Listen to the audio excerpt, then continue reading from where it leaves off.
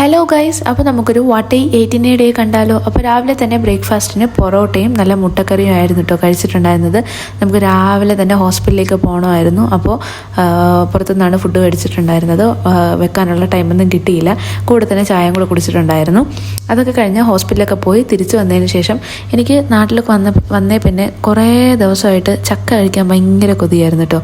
അങ്ങനെ നമ്മുടെ വീട്ടിൽ തന്നെ 2-3 ചക്ക ഉണ്ടായിരുന്നു. പക്ഷേ മഴ പെയ്തിട്ട് വെള്ളം കയറിയിട്ട് കുറേ ഒന്നും നമുക്ക് കഴിക്കാൻ പറ്റിയില്ല. അങ്ങനെ ലാസ്റ്റ് നമുക്ക് നല്ലൊരു അടിപൊളി ചക്ക കിട്ടിയിട്ടുണ്ടായിരുന്നു. നല്ല മധുരമായിരുന്നു കേട്ടോ. അങ്ങനെ അതെല്ലാം കഴിച്ചിട്ട് നമുക്ക് പിന്നെ ഉച്ചത്തേക്കുള്ള ഫുഡിൻ്റെ ടൈം ആയിട്ടുണ്ടായിരുന്നു.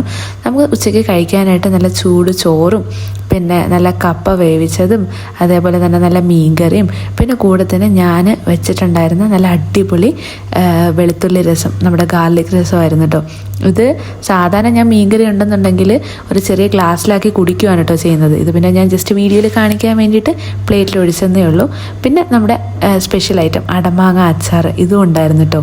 അങ്ങനെ ചോറും കപ്പയും മോരും മീൻകറിയും അടമാങ്ങ അച്ചാറും എല്ലാം കൂടെ കൂട്ടി ഒരു പിടി പിടിച്ചു. രാത്രി പിന്നെ ദോശയും മീൻകറിയായിരുന്നു കേട്ടോ.